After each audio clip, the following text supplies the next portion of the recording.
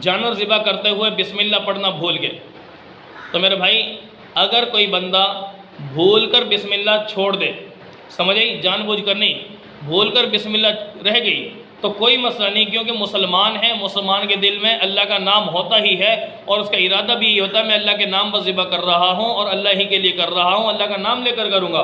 بعض دفعہ موقع پہ ایسا ہو جاتا ہے تو اسے پریشان ہونے کی ضرورت نہیں ہے، لیکن یہ سستی نہیں کرنی چاہیے، اچھا کام نہیں ہے۔ دیکھو ایک اتنا بڑا عمل کرنے لگے ہو، کم از کم انسان کیسے بھول جاتا ہے اس وقت، بھولنے کیوں دیتے ہو؟ اپنے دماغ کو حاضر کرو، ایک عبادت کرنے لگے ہو، نماز پڑھو، نماز میں نیت کرنا بھول گئے تو بھئی کس چیز کی نماز؟ بھئی نماز میں حاضری کس چیز کی؟ دماغ ہمارا کہاں؟ تو اس وجہ سے یاد رکھنا کہ قربانی کا جانور ذبح کرتے ہوئے بسم اللہ اگر کوئی بھول گیا، ٹھیک ہے، تو قربانی کا مسئلہ نہیں ہے، جانور حلال ہے، کھا سکتے ہیں اس کو۔ لیکن اگر کسی نے جان بوجھ کر چھوڑ دی تو وہ گیا جانور۔ اب آپ کہیں گے بھئی کون چھوڑتا ہے جان بوجھ کر؟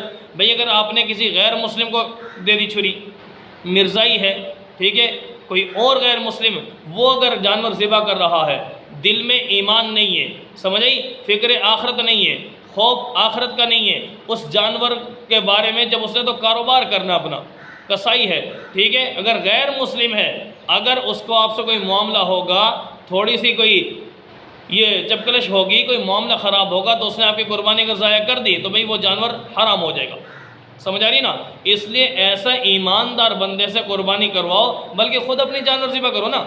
ہاں ایماندار ہو، تقوی ہو، دیندار ہو، نمازی ہو، جس کے اوپر آپ کو یقین ہے پکا مسلمان ہے، اس کو چھری پکڑاؤ، یہ ایرے غیرے کو کیوں پکڑا رہے چھری؟